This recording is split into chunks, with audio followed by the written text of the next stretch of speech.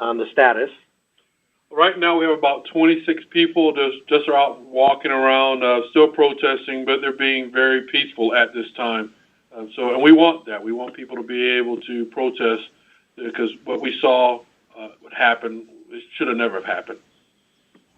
So it's a much different picture than we're seeing in Tampa Bay. What would your message be to these protesters who are peacefully rioting continuously into the night?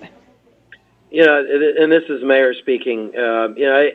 I think peaceful protest is important, and it's something in our city that we've seen, and we certainly celebrate it because we think it's important that people have the opportunity and the right to speak their minds, but to do so in a peaceful manner. And so I'm appreciative of the protesters tonight for the way in which they conducted themselves and doing so peacefully. I'm proud of our police officers for the professionalism that they displayed tonight and all during the day today. And I'm proud of our community. This community steps up and looks out for each other and takes care of each other, and we care about each other here in St. Petersburg, and I think that was evident today. And have there been any arrests or any reports of damage or any injuries in the St. Petersburg area specifically? We only had one arrest and no property damage at this time. I was able to see an image of a few, it looked like peaceful protesters in the Tropicana, near Tropicana Field area. Is that where they're kind of congregating, or what locations are they at now? Well, mainly they were in front of the police department, but they went throughout the city protesting.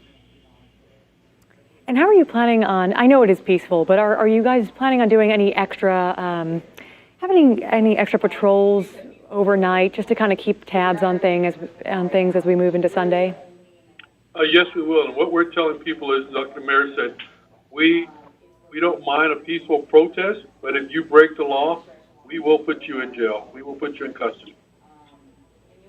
And then what would both of your messages be to protesters kind of getting their message across, that you're hearing their message, but, there's safer ways to go about this?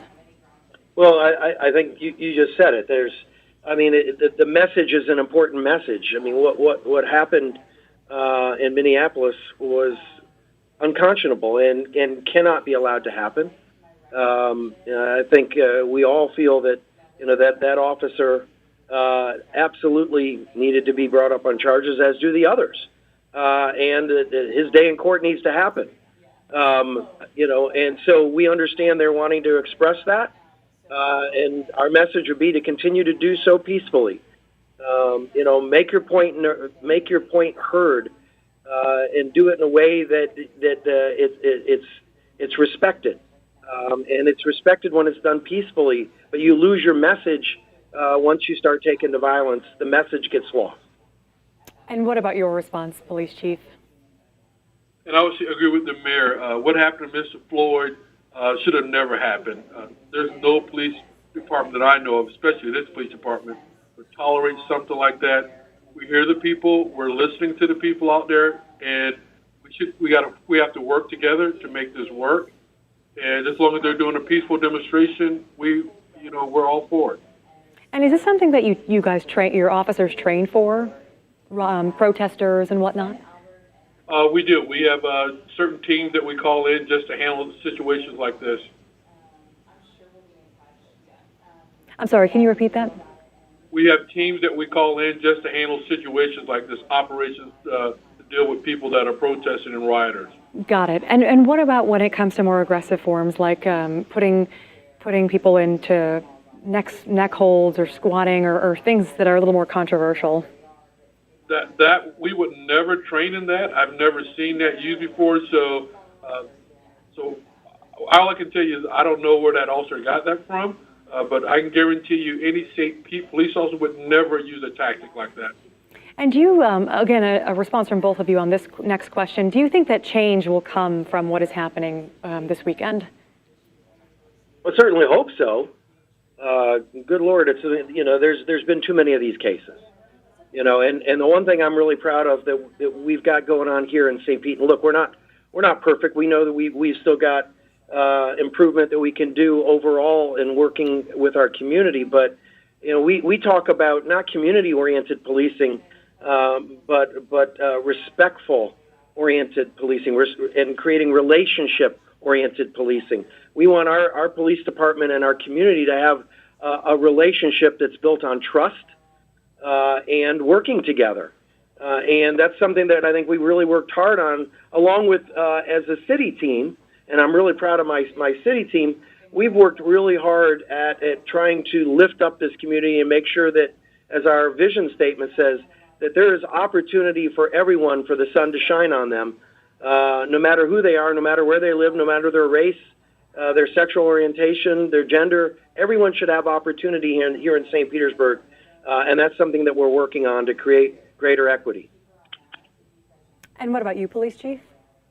As far as us, everything's a training moment, but I want to make sure that we have over 575 police officers here.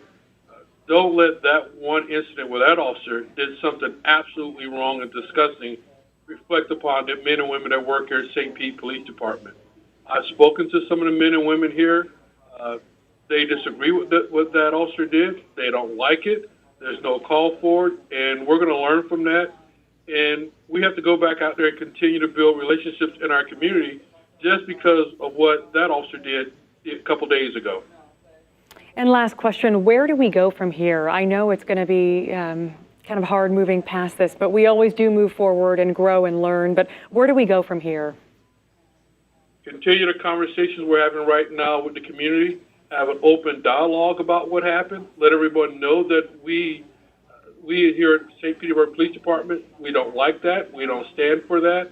And just let our community know that. But also at the same time, listen to our community and see how we can continue to build a relationship that we've already built with them.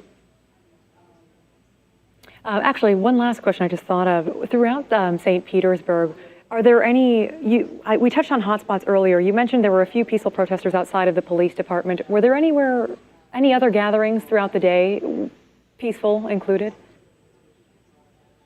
No, and we had about 300 people here. It started at City Hall. The protesters walked to the police department, and then from there they just walked around the city.